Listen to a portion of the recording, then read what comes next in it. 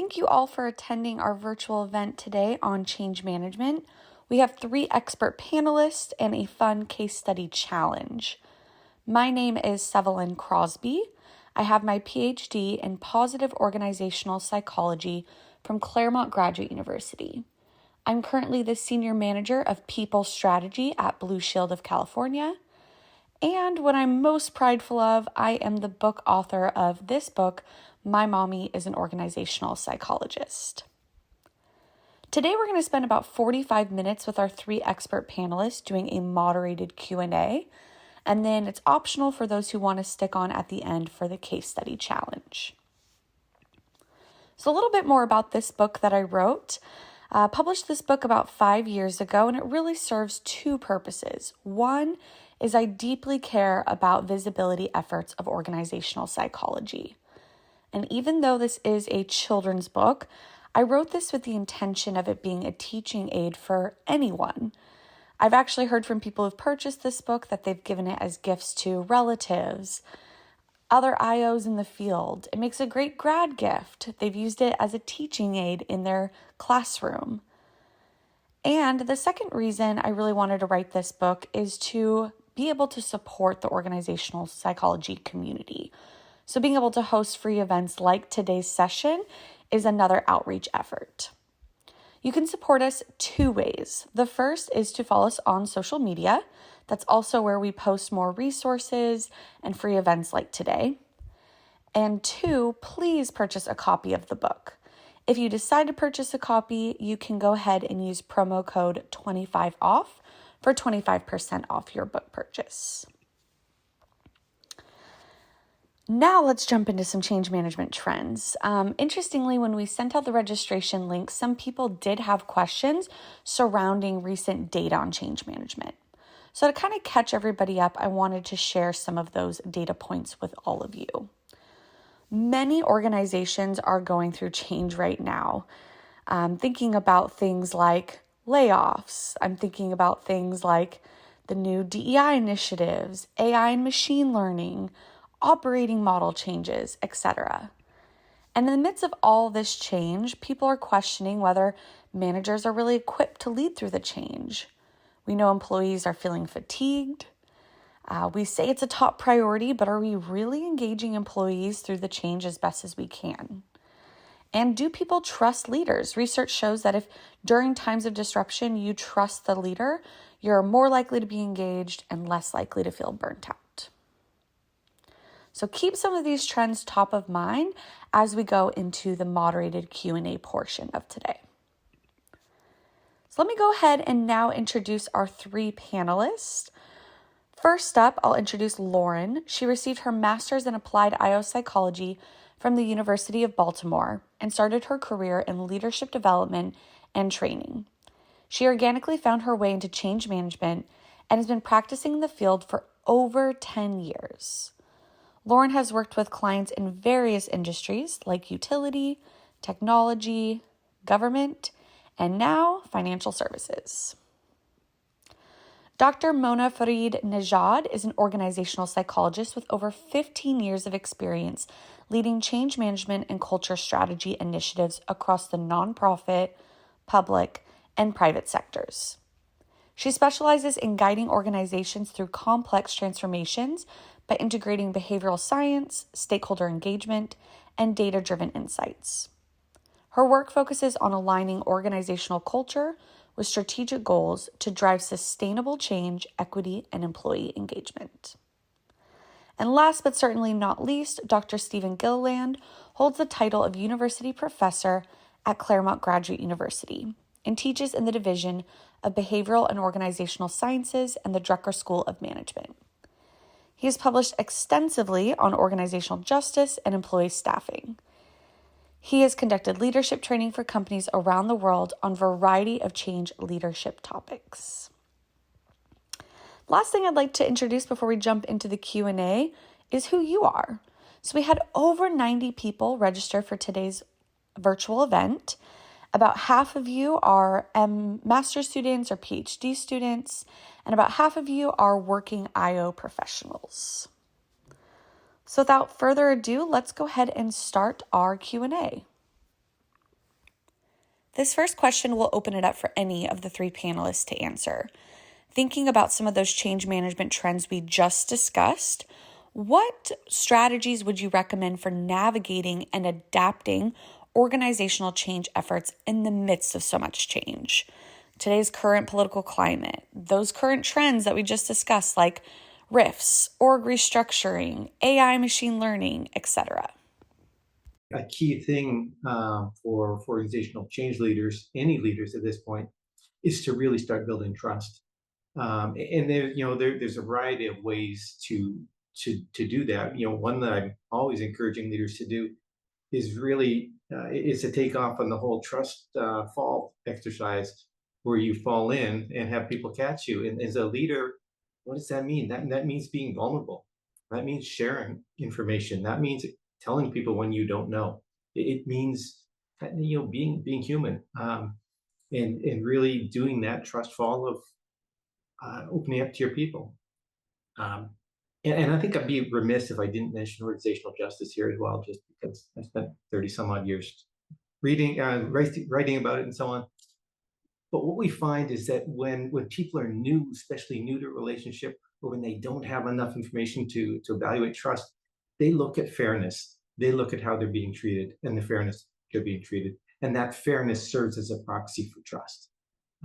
And so really during times of change, importance of getting the fairness right in terms of what we get people, how we make that decision, and then, as Lauren said, how we communicate to people, the transparency of our communication. So I know you asked for one thing, but I had to put about 6 things in there because I'm a professor. I completely echo all of the sentiments that were brought up. The transparency, the real need to reestablish trust. There are so many organizations I work with where employees do not trust leadership at all. They feel like they've been burned. It's really hard to kind of step out of that. So I completely agree. The one thing I would also add here is, I guess, kind of depending on your orientation as a leader, this is also really a time to put a foot down in terms of what your company stands for and really solidify your commitment to your company values. All right. Thank you. So, we're going to jump in to the first panelist, which is Mona. And the question for you is research shows that downsizing can negatively affect the employees who remain. What strategies can help support and re-engage the survivors? So yes, for those of you who may be unfamiliar, there's this thing called survivor's guilt. When we lose people from our organization, we can sometimes feel as though, or ask ourselves like, why are we still here? Do we deserve to be here? All these other people had to suffer, but I still get to be in this position. And it can bring up a lot of disengagement and what have you. But this is part of the reason I actually don't do reorgs, and I don't really participate in work that requires me to lay people off. But what was interesting is, for my dissertation research, I actually did a study on change uncertainty. And one of the things that I found was that if organizations offer support to people who are being let go, people who are survivors tend to perceive the company as still being favorable and maintain their trust in the organization as a result.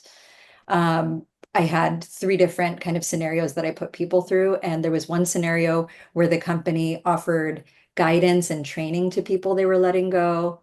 They helped to get them referrals. They wrote them referral letters. They gave them generous severance packages, allowed them to keep their benefits for a longer stretch of time. And across the board, people who were in that group and felt that the people who were being laid off were being supported were actually much more, a lot of them in the comments would be like, oh, hey, this sounds like an amazing company. Is this a real company? Can I work here? And it's a layoff scenario. You would never expect people to say that. But because we were able to like reduce the uncertainty level and offer support, they actually were pretty on board with the company. I mean, obviously real life is different from my study, but I think it does put a pebble in that bucket around lessening uncertainty and taking care of folks. I mean, I'll add on there, even though you're saying it was a hypothetical scenario in your dissertation, My company, Blue Shield of California, when we were kind of doing research on what other companies were doing during times of layoffs, they were offering different services like that, of kind of putting them into programs with coaching development, offering to review resumes, giving them coaching. And the companies that were offering those types of services, some did redeploy and re-enter the company with different roles. Some still left the organization, but it did leave less of a bitter taste in their mouth. But I hadn't considered the impact it would have on the people left over in the company and how that would keep the positive perception going. So yeah, I just wanted to add that on. And I think it ties really nicely to what Stephen said on the org justice component as well. So If there are no follow-up questions, I can move on to the next person. I'm just checking the chat, but I don't see anything. So moving on to Lauren. How can executive sponsors fulfill their role when there are so many competing enterprise level changes? How have you overcome C-suite and executive resistance to change, especially when it comes to evidence-based improvements? Yeah, that is a very applicable question to the real world and what happens. So as an executive sponsor, you have a ton of competing priorities, but one of the biggest things, what we would like to have you fulfill is to provide, focus and also be visible while we're going through the change, right? You're going to go through the change with our key stakeholders, with our employees, as well as ensuring that there's an alignment, right? So we have competing priorities, and how are they aligning that? And when I say aligning is also, what is the narrative? What is that storyline that's going to pull that thread throughout your changes? So if you're looking at a bucket of multiple changes, and they're probably all like very important, right? So I work in a very regulated field, and so everything is important, right? But if you have a key narrative and a key storyline of your changes, how does that impact kind of how you deploy the different types of changes, right? Because you don't want to have change saturation, but you also want people to understand the changes and go through that journey with you. So can we, in speaking with the executives, can they sponsor in a way to give priority to saying, let's do these, these are going to be like the foundational things that we need to change first. And then it leads into a good way to segue into like these next upcoming changes. So it is, if you've ever done training, then it's almost like, micro learning. So these are like little micro changes that as the outcome are going to be that like big transformational change through that. So I think the other part of that question is, how do you overcome resistance to executives? One of those things that you can do is you want to really ensure that you're speaking their language. So a lot of times, I think it's super important when I start like a new project and I don't know that executive sponsor, then I have to build that relationship. Right. And so Stephen was talking earlier about building trust. And I think that is at the core for a change manager, super important. You want to build that trust in those relationships with just all of your key stakeholders. That's being from the executives down to who's doing hands to keyboards. But with the executive, build that trust. And as you're doing that, you're starting to understand them a little bit more. You can speak their language. And then that context and that perspective can really help maybe break down those barriers of resistance. And you can speak and show, why it's important to look at the human side of change and how it's impacting their employees, right? Because they are, doing two things. They're running your company and they're also changing your company at the same time. Those are two very different things. And we have to put that perspective into what we're doing. And I think that helps kind of give executive sponsors kind of that view and maybe think a little bit differently. Another way is also, if they're super resistors, who's around them? right? Influencers. That's really important too, to see. We're not just focused on the executive sponsor in a silo.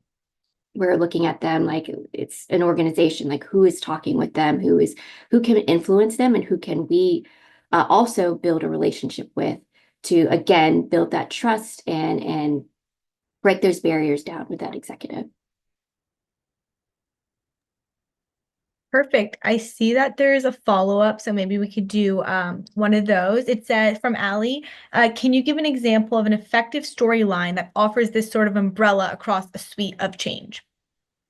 Yeah, so something that we're going through now is some programmatic changes, right? So you need to start with understand. I'm trying to like say this in like generic way. So like if we're doing like standards and policies, like that is the foundation where it needs to start.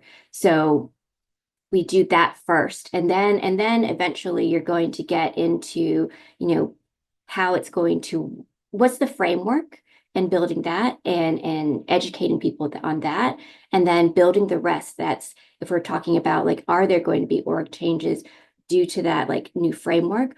Is there new technology coming in? When does that make sense to like bring that in? Are there other, components that need to be a foundation before that? Like after your framework, do you need some, procedures and bringing and engaging those lines of businesses, right? So they're part of the change. Perfect. Sev, do you want me to do another follow-up or move on to the third panelist? I think the cascading sponsorship is a good follow-up to that. And again, Stephen, Mona, feel free to jump in as well. And then I really do want to ask the DEI one too. So maybe we could do that one next. But I feel like the cascading is directly what was just discussed. So Lauren, it says, can you just talk a little bit about cascading sponsorship in the chat? Yeah, so, we were saying the question was, executive sponsors have multiple probably deliverables, or they're trying to do lots of changes. One of the ways is that we can have delegates, right? That sponsor can oversee, but maybe sometimes it can delegate out, and then you can cascade that kind of sponsorship to someone that is closer to the change and to the ground, and then utilizing them to, again, provide, maybe a roll-up of information, also providing that perspective of what is also going on within that stakeholder group that could be impacting, the implementation or the adoption of that change. And having that, I think, cascading probably kind of sponsorship can help improve, your tactics of how you're going to manage that change or deploy that change. What strategies can be used to gain executives to buy in or reinvest in DEI efforts in environments where political narratives have made such initiatives appear divisive or non-essential? Did I take this one? There's a lot to do in this. Yeah. There's a lot to do in this space, and it's very new. I think we are also figuring it out in a lot of ways. But I think we also have some examples of what happens when we roll back our efforts without having all of the information needed in terms of what's going on politically. And like someone mentioned earlier, when you're speaking to executives or when you're speaking with folks that are really senior in the organization, you really need to speak their language, and a language they speak. There's a reason why there are a lot of mathematicians and product developers and things like that, and engineers in those roles, is that they speak money, they speak product. And if you can bring in cases like the Target Costco cases and speak to the potential detriments of not continuing with initiatives and the benefits of being a company that stays firm in their values, I think that can be a good starting point. And then from there, you can think about how your organization is going to continue approaching DEI efforts, depending on what you're doing and how the degree to which the government is involved in what you do, et cetera. All right. If I Perfect. could just that Dahlia, if I could just jump around on that, just a quick plug that Sophie Kim defended her dissertation about 10 days ago looking at DEI. And one of the things that she really highlighted was that on both sides, if you view DEI as having opposing sides, what both sides are really wanting is fairness. There's a different view of what fairness means. And so her suggestion is maybe if we reorient the conversation away from the buzzwords that have gotten people so worked up and back to that notion of fairness, maybe we can start to find some common ground again. And I think there's something really exciting about that notion, and look forward to seeing more research in that area. Thank you, Stephen, for sharing that. The next question is actually for you. So it's what trends in organizational behavior research are most relevant to change management practitioners today? So one of the concepts that's gotten a lot of attention over the last 15 years or so that I just think is super relevant is the idea of proactive voice in organizations. And this is both promotive voice, where people are sharing ideas for how to improve things, and also prohibitive voice, where people are calling stop to unsafe procedures. And what's really important about this research is, it highlights some of the factors that prevent people from speaking up. One of which is psychological safety. So there is an important element of psychological safety there. But the other factors that have been highlighted is the role of expectations, of clearly making it part of people's expectation that speaking up is part of your job. It's not a nice, it's not a would be good, it's part of your job. And I think if we really embrace this notion of trying to get people to speak up and consciously think about that as leaders, it does two things. One, it increases the proactivity of our employees, which is something I know that Selwyn studied a lot of in her dissertation research. It also serves as a diagnostic, though. If we see our people going silent, now we know we've got a safety problem going on. And that is a good diagnostic in times of org change, because if people aren't speaking up, that change is not going to go effectively or smoothly. So that's a big one there. And again, because I can never say just one thing, because I'm a professor, I'm going to throw in one other one here, totally unrelated, but critically important, I think. And it's all the research that's been done on conservation of resources theory. And this idea about how important it is to attend to the resources that our employees have and how they're dealing with change. Because the thing that I hear when working with companies that have gone through continuous change is this concept of change fatigue.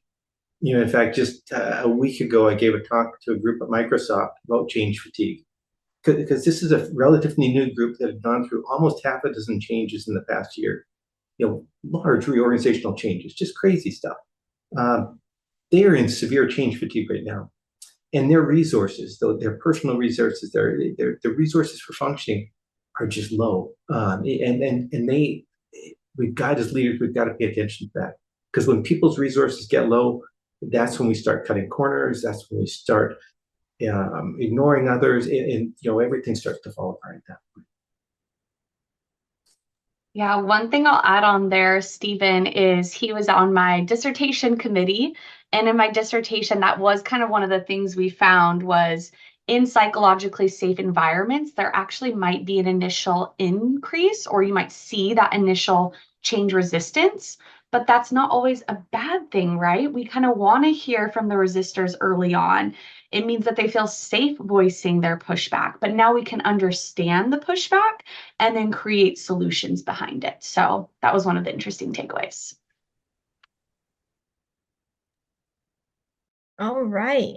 Perfect. So I'm not seeing anything in the chat, so I will move on to the question for all the panelists to chime in, and that is, it's loading. Okay. What has been your most challenging change initiative and how did you handle it? So I know it's kind of a pretty broad question, so anyone can kind of chime in from their experience.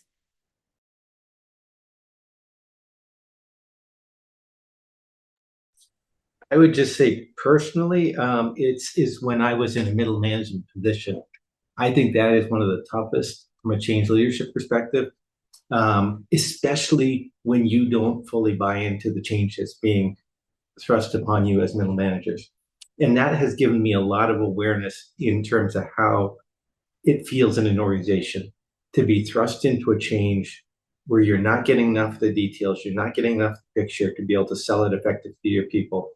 And yet, as a middle manager, you're responsible for getting it implemented in your team. How can you do that if you're not getting the words from above on why this is important and how this has been good for the company and good for people and everything else? And I would say that in that situation, that's probably where I've demonstrated my greatest ability to fail in terms of organizational change, because it's really is impossible to push that rock up the hill if you don't know why you're doing it, and if you can't explain to your people why you're doing it. I would say my most challenging change probably is constantly, but a lot of times, being bucketed into training or communications as far as what change management is, and overcoming that, and being able to not only be tactical, right, but also being strategic, and again, I think it circles back to building that trust, and building that credibility with change management and what we actually bring, and what strategy and perspective that we can bring to strengthen your change, as well as ensuring that there's adoption, so you have that ROI that you want, and yeah, making sure that we're not just bucket into, yeah, you make really good messages and you do communications, and then you're going to train my people because they need to learn how to do something new. But there's so much in between and so much work that needs to happen between all of that, and constantly having to explain or educate your executives and your PMs, just everyone, on what change management is. So Lauren's going to be writing a children's book explaining change management, like my mom, organizational psychologist, is what I'm hearing. Yeah, and I would just add an example from my early days. Actually, I also worked with Blake Bethman, who illustrated the book that Sevelin wrote. But one of my earlier clients, I just didn't know better, but we were trying to do a big culture initiative in a work environment in which, one, the client thought that we as consultants were just there to tell them what to do and do it for them. And two, that they could proceed to lay people off every year and a half and expect culture to still be positive and improve. So one of the things that I learned really early on was that, one, it's really important to get expectations clear at the jump of a change management process, letting people know what they're expected to do, the weight they're going to have to carry, and then assessing their readiness for that type of work. Also, I would have, if I could do it over again, I would have taken more history on the organization. It wasn't until I was in that I realized that, oh, they've been laying people off over and over and over, and there's no trust here. And so I would say some data collection, some history collection, expectation setting, all would have been, were all things I learned to do because of that project. So I see a follow-up from David, and it says, could you talk a little bit about how you begin a change when the culture is already negative to change due to maybe how the previous change had gone, such as the last went terribly, this one will go also terribly? Yeah, I've seen and worked with a number of organizations that have been in this situation, and the advice I give and what I've seen is successful is to go for those initial wins. There's got to be something that you can do right away that shows people a tangible change, something aligned with that change. It doesn't have to be front and center of it. It doesn't have to be a big part of the app. Even if it's a small, give people a win to show them that this is different. Because I think that words don't really work at that point. people are skeptical enough of it because of what they've seen in the past, it's like, show me the money. It's just show me that you can actually do something positive to my life if you want me to get on board again. And so some sort of quick win for people.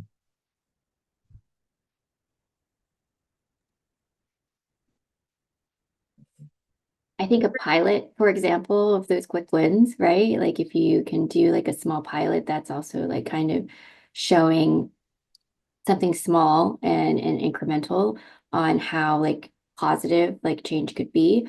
I also think that communication is hard when you already have such negativity, but let's talk about lessons learned. Why did the last one go so terribly? And what can we learn from that? And what, again, can we do? To Stephen's point, is there something that we've learned that we can do a quick win now and show that we've learned something from our past and that we've made improvements like we said we would for this future? Thank you so much. We have one more follow-up question I see from Vince. It says, outside the usual adoption and training / competency metrics, what are some creative success metrics you've measured to show the power of organizational change management?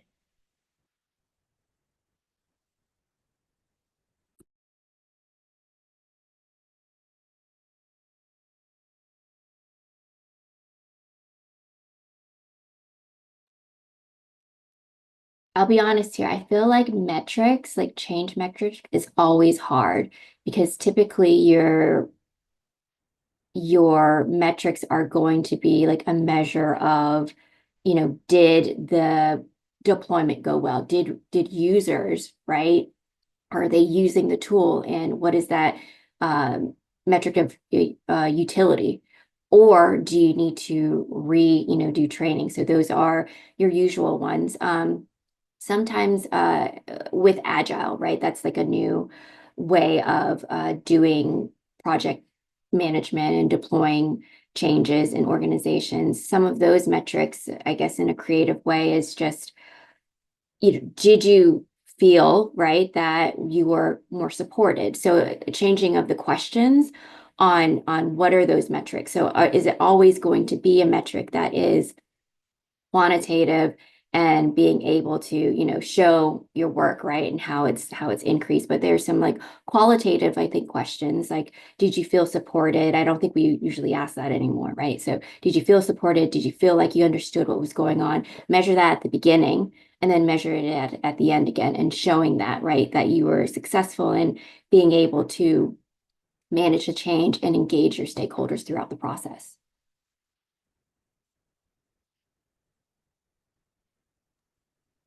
Thank you, Lauren. Does anyone else want to chime in before I ask our last question for all the panelists? If that's a no, I'm going to ask the last question, which is, what advice would you give someone who is entering the field? So how to find jobs, make connections, etc.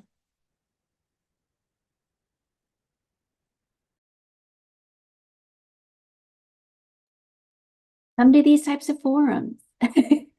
Network, right? A lot of, I mean, in any type of field, I think it's just like networking, and being able to meet people that are doing something that you're interested in, and just keeping in touch. I think this is how I even got into this like panel myself. And then it's very interesting, I would say, being in change management world.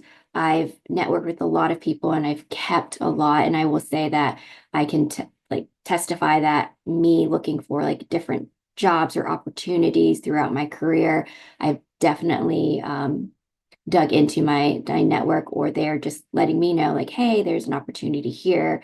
Is this of interest to you? I think that just ends up organically happening. So definitely like invest time into that, and then just be open to like asking a lot of questions, finding a mentor, and just asking them questions, what you're interested in, because this is it can be like a really vast kind of like opportunities and what you're looking for, and what kind of work you want to do. Completely agree, Lauren. I think that networking is so critical, and you may be wondering, well, how do I do that if my network isn't established? If I'm new to the field, I don't have much of a network. How do I do that? I think a powerful tool that you can use to start to build that network, particularly when you're new to the field, is the informational interview. You know, that to reaching out, connecting to people, and asking them, can I have 10 minutes of your time for an informational interview? Connect with them on LinkedIn, make that ask, make it clear that you're not asking for a job. You're just wanting to know, how did they get into the field and what did they learn? I think that there's so many professionals, especially in the change management area, who are willing to talk to somebody for 10 minutes to share what they've learned. And you do that a dozen times, you do that 2, 3 dozen times. Well, you're going to start to develop a pretty powerful network in the field. You're also going to get some really good information and good ideas. So I encourage you, if you're new, reach out to the network, get your premium LinkedIn package, get good at data mining through LinkedIn, second, third level contacts, and then start requesting informational interviews. And I don't get paid for LinkedIn, but for saying this. This is just like pure Steve unsolicited advice. I work with Mona, two go ahead. colleagues who also work at LinkedIn, actually. But I completely second what my colleagues have shared here. This idea of networking really, I hate to admit it, but it is, at least to some degree, the people you know. But to add to that, I would say on those informational interviews, when you're meeting up with people, one of the early things that a lot of like my students struggle with, or people entering into the field struggle with often, is even just finding the right job titles and knowing what they should be applying to. We live in a world where there are these strange job titles that don't exactly sum up what we're trying to do. So when you're having these informational interviews, getting clear on like, okay, what does your exact job title mean and what are its responsibilities? And if I'm trying to do this, what might that job look like and what might it be called? Can be really helpful for being able to look through job boards and find the types of jobs you're interested in. Another thing that I would say, and I say this to my students a lot actually, is that there's a difference in coming from a place of desperation versus inspiration. Like if you're coming at it from the standpoint of like, please, please, please, please, please give me a job, people are going to feel burdened and they're going to feel like you're only talking to them because you want something from them. My approach is to, my suggestion, I should say, is to approach things from the standpoint of, let me see if we can be professional colleagues. Let me see if I can add value for you in any way that I can. And every single person I interact with, whether it is someone on an informational interview at a conference, a faculty member, someone I meet out on the streets, my family members, I'm going to tell them what I'm passionate about and what I hope to build. And as a result of that, when an opportunity crosses their table and they see something that's related, they'll be like, hey, I remember you talking about this like 6, 7 months ago. Is this something you'd be interested in? And they know that it's something that you're really excited about. So yeah, I would just say instead of remember that you have something to offer and come at it from the standpoint of this is something I'm really excited about.